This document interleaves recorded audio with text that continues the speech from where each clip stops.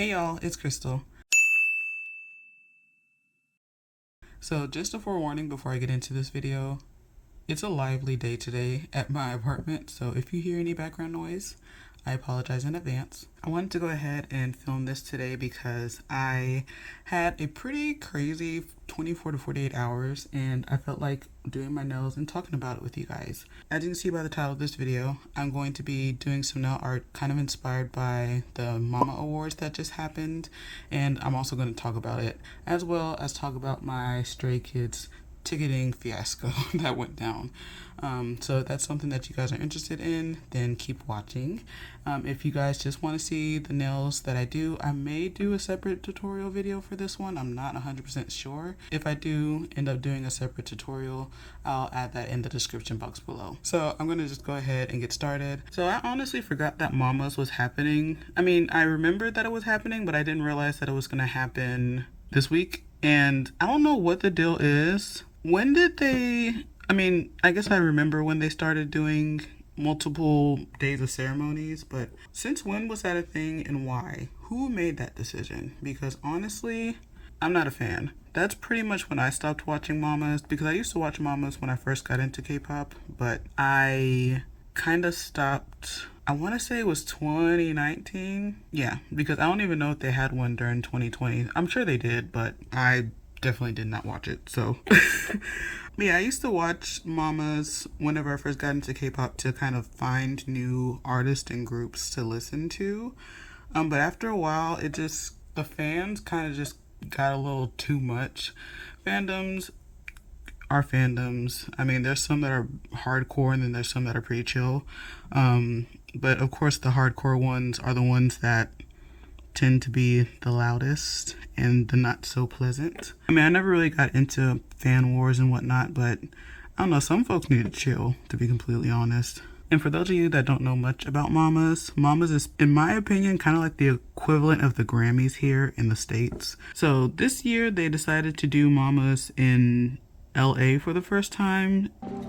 Why LA? I don't know why, but I also want to thank them because I was actually able to watch some of the awards show during a normal time, unlike when I used to have to wake up at like 4 a.m. to watch the Mamas back in the day. I randomly was on Twitter the other night and I saw that Mamas was happening that night, so I was like, oh, might as well just go ahead and watch it since I don't really have anything else going on. So I did. One thing that I realized was that I didn't know half these churn. I was able to pick out some faces in some groups, but I was just kind of like, I don't know who you are, I don't know who you are.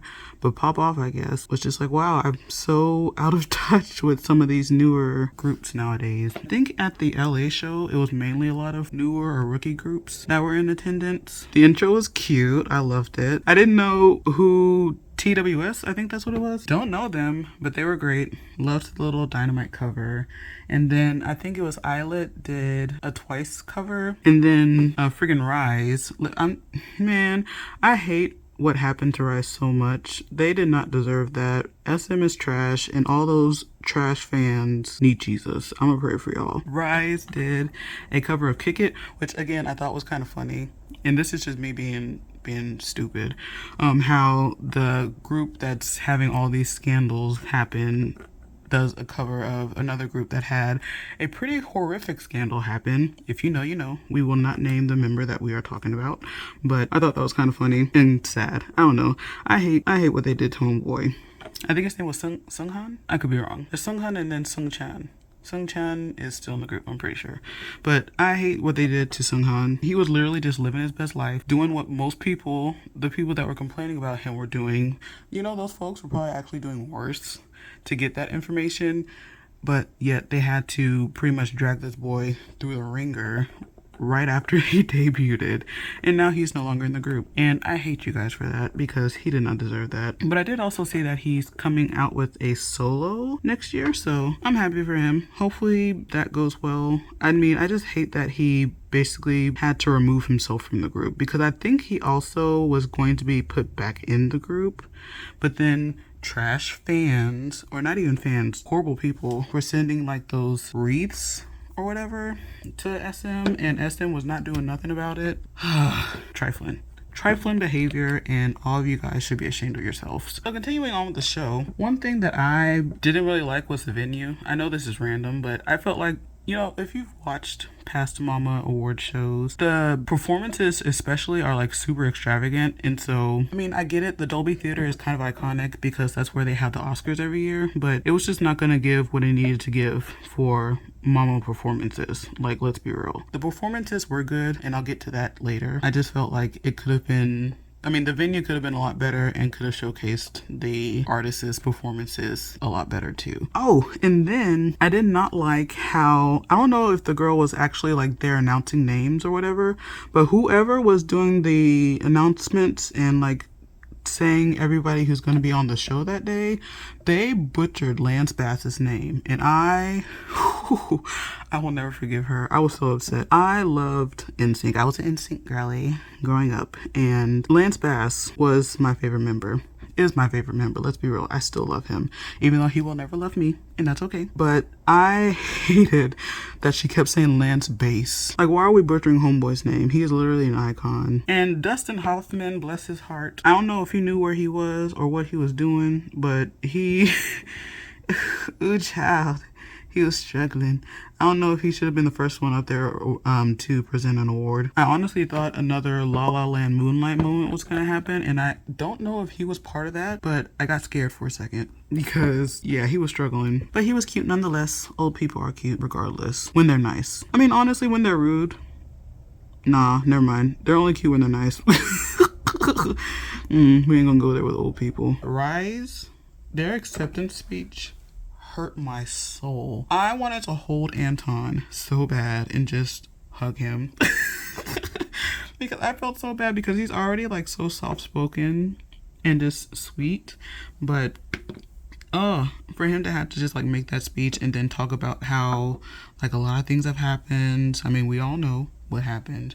SM is trash. I don't know. I felt so bad. Protect Anton at all costs. And SM counter days. Moving on to performances. Probably one of my favorite performances of the night was from Cat's Eye. I've heard of them, but I didn't really know much about them. Their performance was great. I loved it. I loved the LA Rams cheerleaders. They did really good. I've never listened to their music before. I do know that they have a documentary on Netflix, and it's on my watch list, and I probably need to go ahead and watch it sooner rather than later now, because I'm intrigued. TWS, they're good too. And then I think Islet, if that's how you pronounce their name correctly, they performed. That was cool. I didn't realize that they were the Magnetic Girls until that night. Rise did a performance as well, and they were cute. I like Get a Guitar. I completely forgot about this song. I kind of got into them whenever they first debuted. One thing that I noticed kind of throughout the awards ceremony was that a lot of people look like they literally just like came from a picnic at the beach or at a park,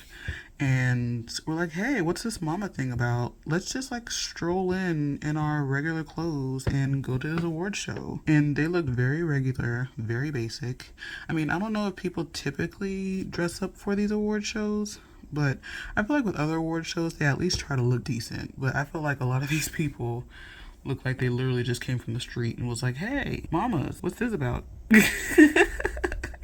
And just came to Mama's to see what all the hype was about. I don't know. But the artists look cute, and that's, I guess, what matters most. So as long as the artists look good in their outfits, then all is right in the world. Then JYP did his performance with Anderson .Paak, and JYP was classic JYP. He always does the most with his performances. I love him for that. I was low-key, high-key hoping that Anderson .Paak would actually sing with him, but he didn't. He just played the drums, which, I mean, that's cool too. I was hoping that they would have like a little moment to sing on stage together.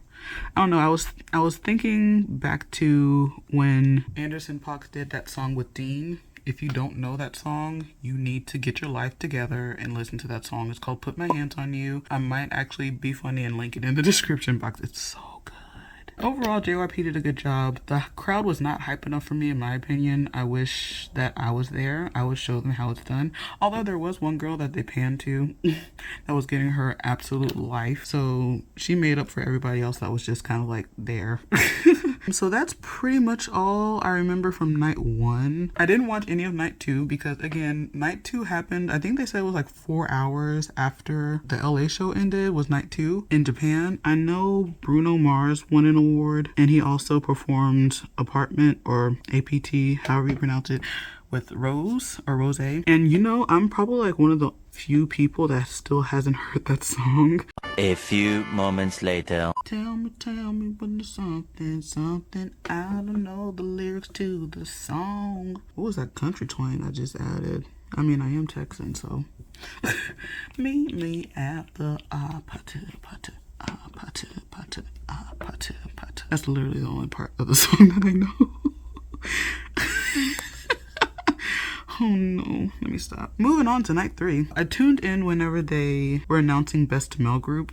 Congrats to 17, by the way. Apparently 17 is killing it. I still find it funny how I still don't know all the members' names though. Like, I know everyone's faces at this point, but I could not tell you everyone's name. I know Vernon S. Coops, Sung Kwan. If I didn't say his name right, I definitely know his face. I can pick him out.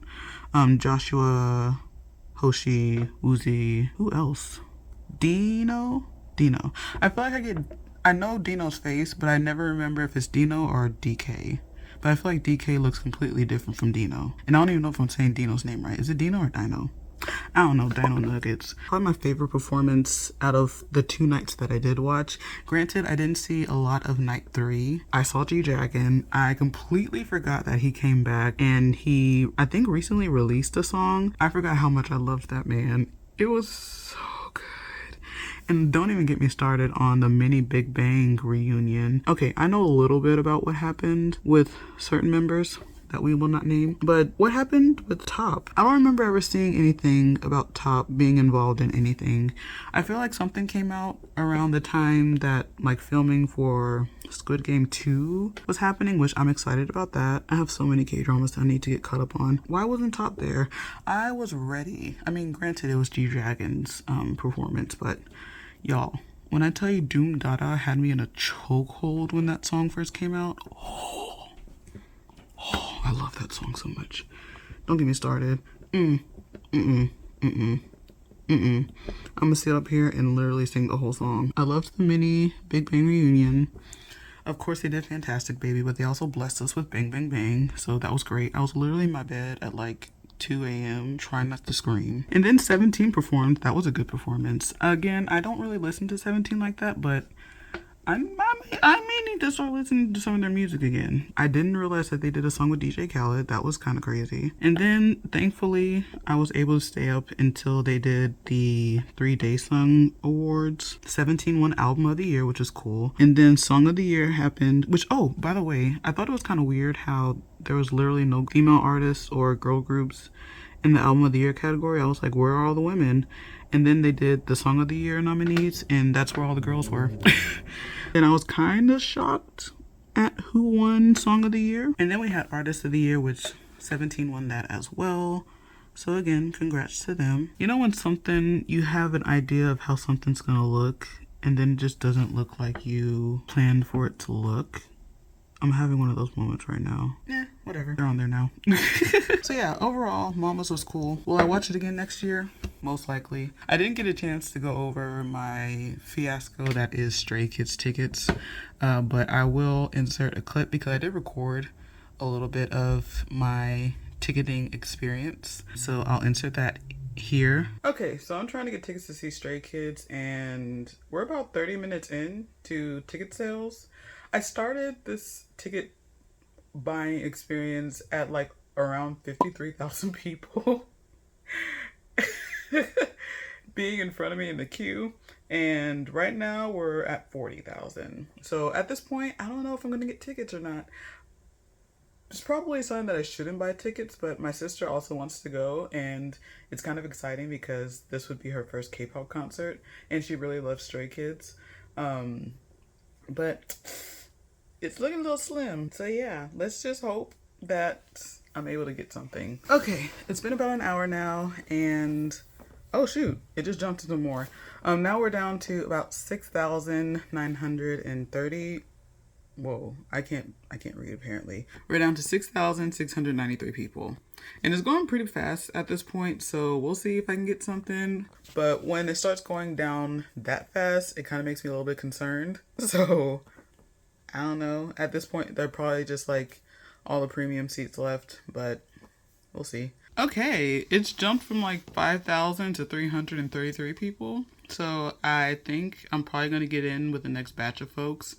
Let's hope and see. I don't have much hope because it's been jumping really fast. And like I said earlier, oh, we're going in. Let's see what Foolishness is going to pop up on my screen.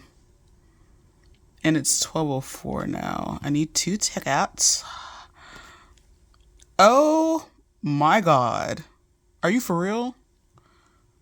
Are you serious? Huh?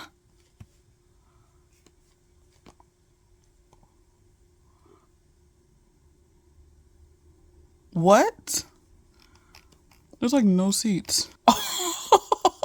Oh no. Oh no. Oh no. Jesus Christ. 400 and change. 300 and change.